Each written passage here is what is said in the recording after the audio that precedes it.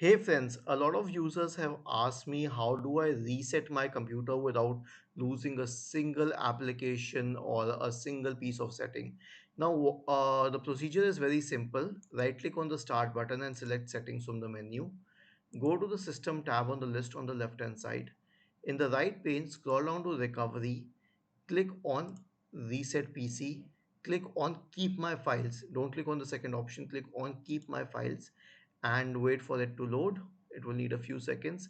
Now select cloud download, and then once you select cloud download, I won't click on it, then it will start downloading the file from the cloud and reset your computer, but it will not impact your files and settings. And resetting the settings means that it will reset all the settings that you changed, like when you right click on this and go to the settings folder, it will reset all the settings that you changed, but it will not impact your applications and your files. I hope this was helpful.